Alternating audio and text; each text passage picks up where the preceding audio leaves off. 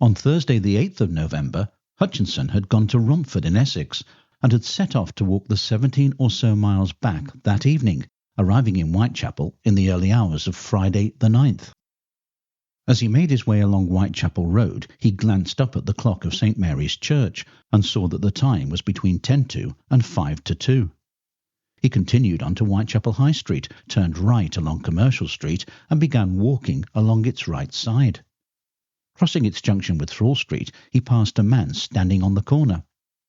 As he walked towards Flower and Dean Street, he met Mary Kelly, who, so he later told the reporter from the Central News, he knew very well, having been in her company a number of times. Kelly did not seem to me to be drunk, he later recalled, but was a little bit spreeish.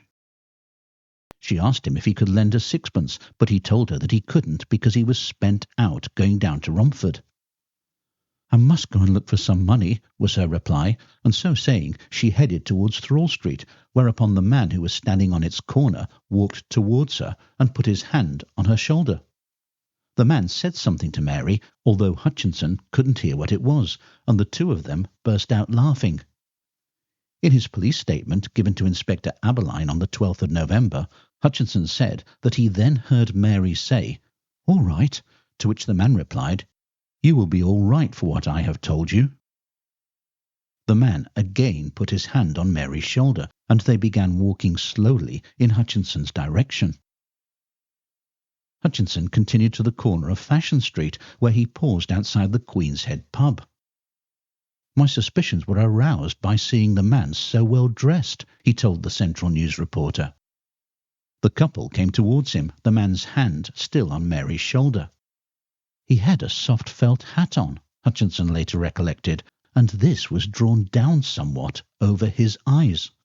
I put down my head to look him in the face, and he turned and looked at me very sternly, and they walked across the road to Dorset Street.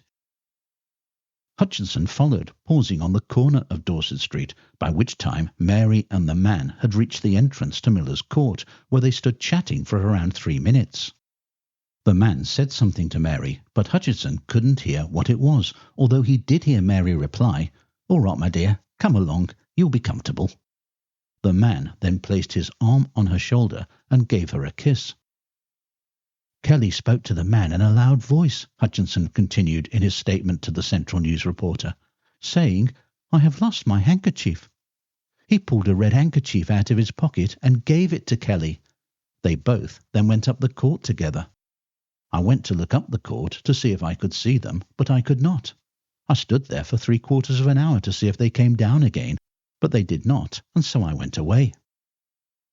In his Central News interview, Hutchinson observed that the man I saw did not look as though he would attack another one. He carried a small parcel in his hand, about 8 inches long, and it had a strap round it. He had it tightly grasped in his left hand. It looked as though it was covered with dark American cloth.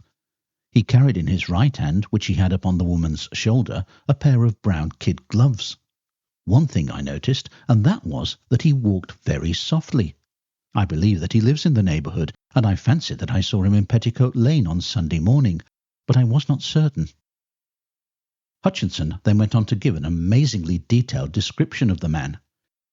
He was about 5'6" in height and 34 or 35 years of age, with a dark complexion and dark moustache turned up at the ends. He was wearing a long coat trimmed with astrakhan, a white collar with black necktie in which was affixed a horseshoe pin. He wore a pair of dark spats with light buttons over button boots and displayed from his waistcoat a massive gold chain. His watch chain had a big seal with a red stone hanging from it. He had a heavy moustache, curled tip, and dark eyes and bushy eyebrows. He had no side whiskers, and his chin was clean-shaven. He looked like a foreigner. I could swear to the man anywhere. The description of the man that Hutchinson gave to Aberline was more or less the same, with the notable exception that, whereas he was quoted in the newspapers as saying that the man looked like a foreigner, he told Aberline that he had been of Jewish appearance. It is likely that the Central News changed this, probably at the request of the police, in order to prevent a possible repeat of the anti-Semitism that had broken out in the aftermath of Annie Chapman's murder.